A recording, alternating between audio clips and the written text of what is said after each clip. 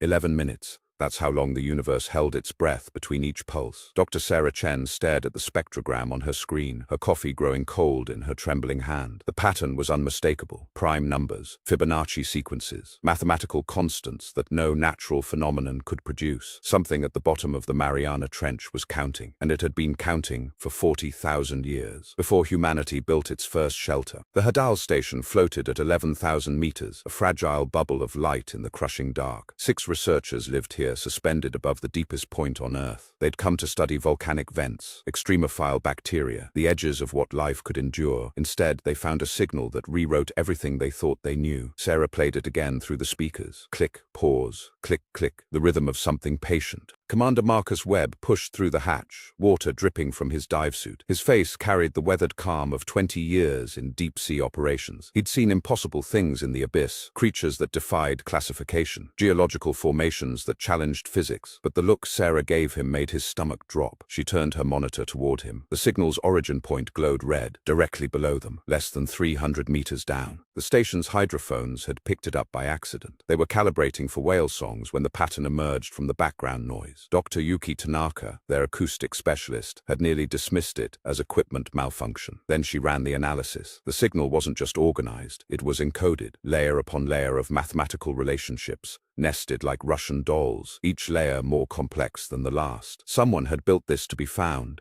They gathered in the cramped common room, 6 humans suspended in darkness 7 miles deep. Sarah pulled up the geological survey data. The seafloor below them was ancient basalt, formed long before dinosaurs walked the earth. Nothing should survive down there. No energy source, no organic material. Yet something was broadcasting. Marcus leaned forward. What do we do? Sarah met his eyes. We listen. What else can we do? For 3 days, they documented everything. The signal pulsed with mechanical precision, 11 minutes apart, never varying by a single millisecond. Dr. James Okonkwo, their marine geologist, calculated the power requirements. Whatever was transmitting had maintained perfect function for 400 centuries, through ice ages, through extinction events, through the entire span of human civilization. It had outlasted empires without missing a beat. Sarah barely slept. She spent her nights decoding the outer layers of the signal, finding patterns within patterns, mathematical proofs humanity had discovered only centuries ago, physical constants measured to precisions they couldn't yet match. It wasn't just a beacon, it was a message, a demonstration of intelligence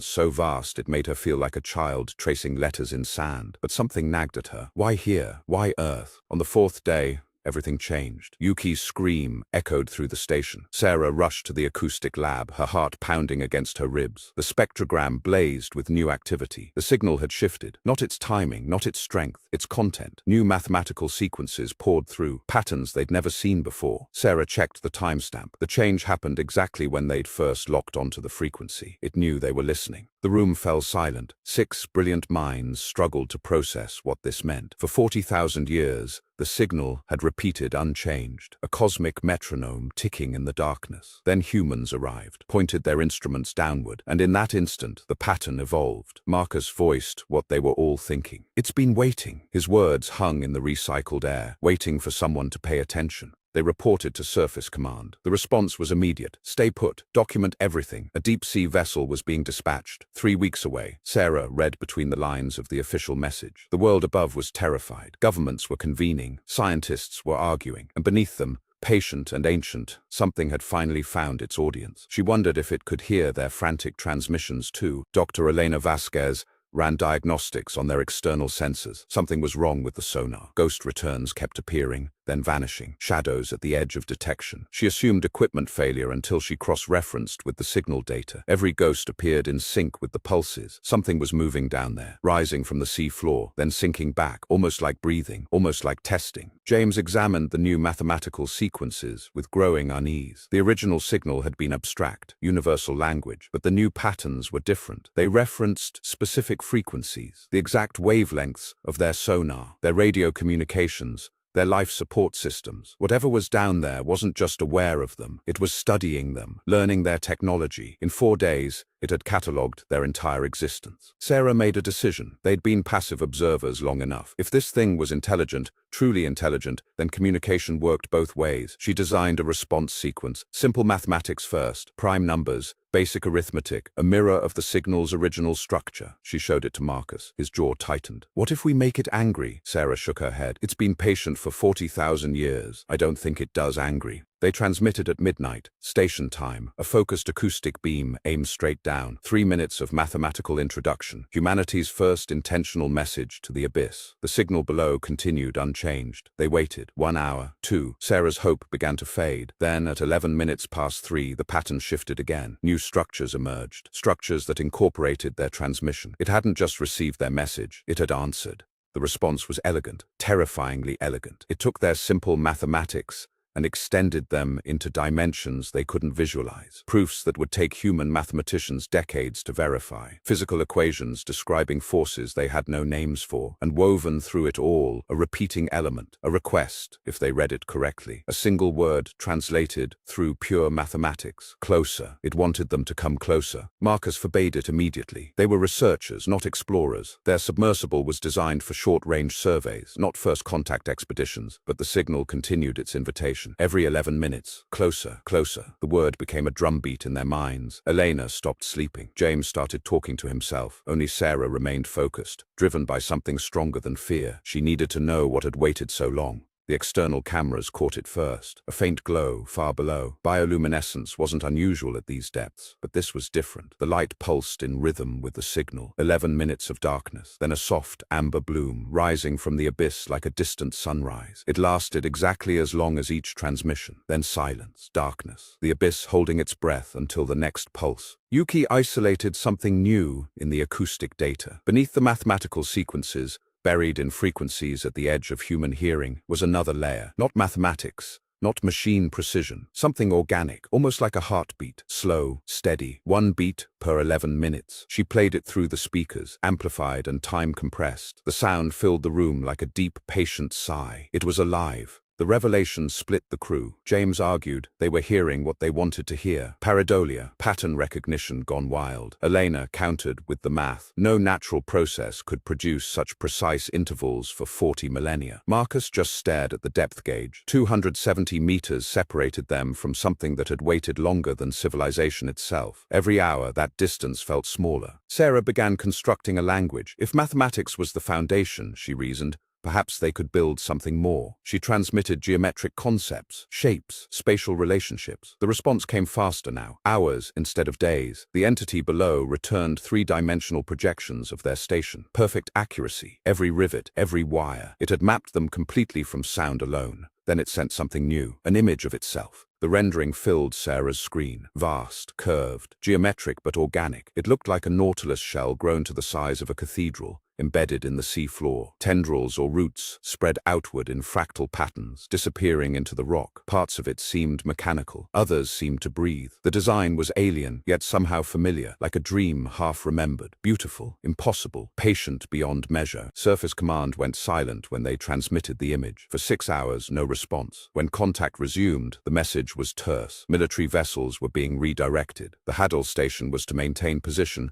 and avoid further communication until reinforcements arrived. Sarah read the order twice. Then she looked at her crew. They hadn't come here to follow orders. They'd come here to discover. That night, the signal changed again. The mathematical request stopped. Instead, it transmitted something simpler. Images of the station, images of the surface, sunlight on water, clouds, stars. It wasn't asking them to descend anymore. It was asking about up, where they came from, what existed beyond the crushing dark. For the first time, Sarah realized the ancient thing was curious too. She began transmitting pictures, forests, cities, faces, the history of Earth compressed into acoustic data. It felt absurd. 40,000 years of waiting, and she was sending it images of children playing in parks. But the entity's responses suggested fascination. It returned the images enhanced, colors corrected, details sharpened, as if it was trying to see her world more clearly, trying to understand what had finally come to listen. Marcus found Sarah alone in the observation deck, staring down into nothing. He sat beside her without speaking. After a while, she told him what she'd figured out. The signal had been a test, not a beacon, a filter. It needed listeners intelligent enough to decode it, patient enough to respond properly, curious enough to keep talking instead of running. Humanity had passed. What came next, she didn't know. The glow below was growing brighter. Elena's instruments,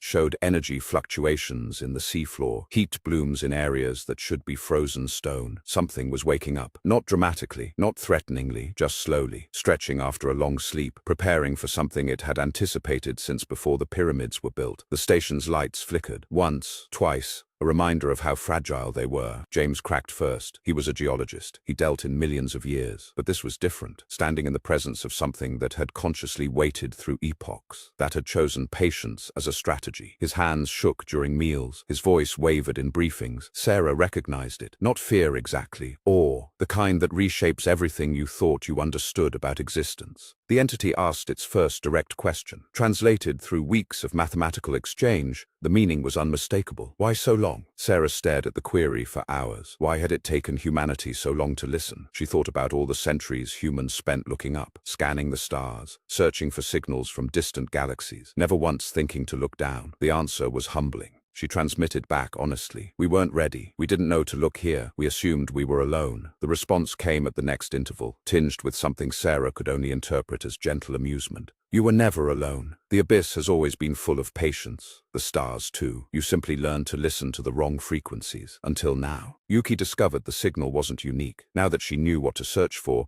she found traces everywhere, faint mathematical echoes bouncing off underwater mountains, residual patterns embedded in deep-sea thermal vents. The entity hadn't been alone in its vigil. It was part of a network, a web of ancient listeners spanning the planet's depths, waiting, recording, hoping that something above would eventually evolve enough to notice. The military vessels were 12 days out. Sarah knew what would happen when they arrived. Containment protocols, communication blackouts, fear disguised as caution. The entity had waited 40,000 years for a conversation. Humanity was about to waste that trust on paranoia. She gathered her crew. They had 12 days to make a choice, follow orders, or finish what they'd started. Marcus surprised her. He'd spent his career following chains of command. But this was different. This was first contact with something patient and peaceful, something that could have threatened them 100 times over and chose not to. He looked at his crew. Humanity doesn't get many chances to prove what we're capable of. He nodded slowly. Let's not waste this one. They prepared the submersible in secret. It wasn't designed for the crushing depths below, but Eleanor had calculated a path. Thermal vents could provide lift. Pressure pockets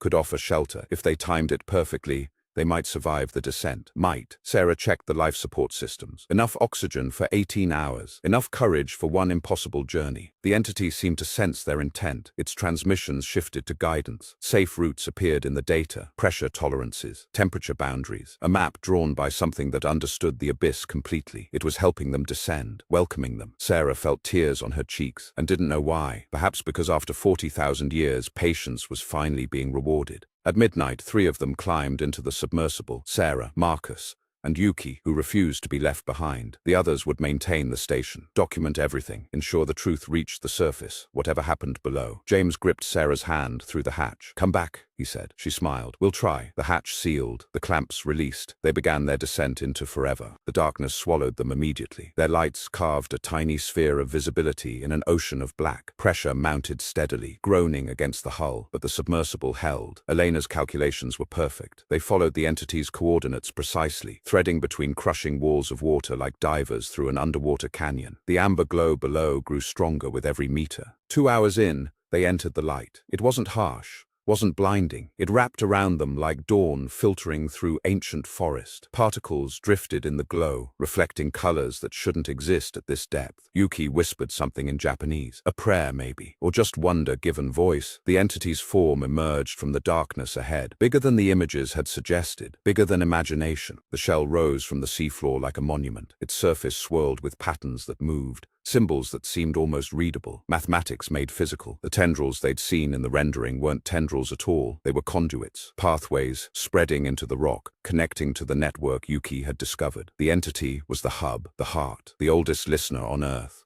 They hovered at a respectful distance. The signal pulsed around them, not through speakers now, but through the water itself. Sarah felt it in her bones, a deep, patient rhythm that seemed to resonate with her heartbeat. She understood then that this was how it communicated. Not just sound, vibration, harmony, a language written in the fabric of matter. She closed her eyes and listened. Words weren't quite right for what passed between them. Concepts, maybe. Feelings translated through mathematics. The entity shared its story, not verbally, but completely. It had come from somewhere else long ago, seeded into Earth's ocean when life was just beginning. A watcher, a recorder, recorder, a patient witness to evolution's slow miracle. It had watched humanity climb from the mud, and it had hoped. It showed them what it had recorded: 40 millennia of whale songs, dolphin conversations, the grinding of tectonic plates, the birth and death of undersea mountains, and threaded through it all, growing louder across centuries, the sounds of human boats, human voices, human ambition spilling into the deep. It had learned about humanity through echoes, fragments, like reading a novel through its footnotes. Sarah transmitted one question burning in her mind: why wait? Why not reach up sooner? The answer came wrapped in something like regret. It had tried. Thousands of years ago, fishermen had heard the signal. Coastal peoples had built shrines to the sound from the deep. But humanity wasn't ready. The mathematics weren't understood. The patience wasn't there, so it waited, adjusted its message, and hoped again.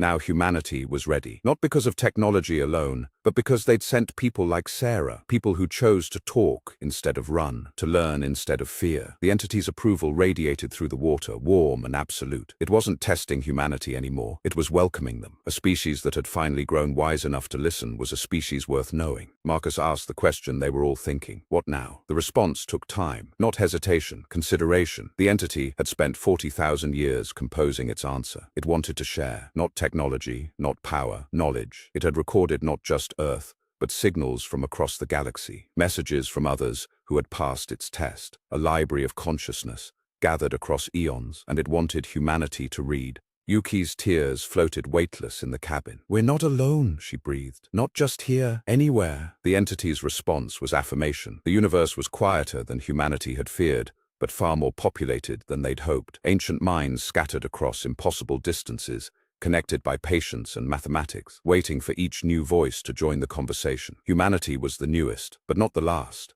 The entity offered them a gift, a fragment of the library, encoded in frequencies they could record, decades of work for humanity's greatest minds, proofs and poetry from civilizations long dead, songs from species that had transcended flesh, art in dimensions they couldn't yet perceive, all of it waiting, all of it free. The only price was a promise: keep listening, keep reaching, keep hoping. Sarah made the promise without hesitation, on behalf of a species she loved despite its flaws, for the curious children who would spend their lives decoding this gift, for the dreamers who'd always known something was out there, for every human who had ever stared into the dark and wondered. She spoke one word, felt in her chest and transmitted through the water: yes. The ascent took hours. The entity's glow faded behind them slowly, reluctantly, like a friend waving goodbye at a train station. They carried its gift in their recorders. More data than any human mission had ever gathered, more answers than humanity had ever received, and yet Sarah felt they'd only just started. The conversation was beginning, not ending. That was the whole point. The station's lights appeared above them, brilliant against the dark. James and Elena watched through the observation deck, cheering silently on the other side of the glass. The military vessels could have their protocols. The governments could have their fears. Nothing could undo what had happened. Humanity had proven itself worthy, not through strength, not through conquest, through patience, through curiosity, through the simple choice to answer. Years later, Sarah would remember the moment the hatch opened, the rush of recycled air, the embraces of her crew, the tears they didn't try to hide. But most of all, she remembered looking back one last time, down into the darkness where an ancient mind still waited, still listened, still hoped. It had given them the stars, and humanity, finally, was ready to reach for them.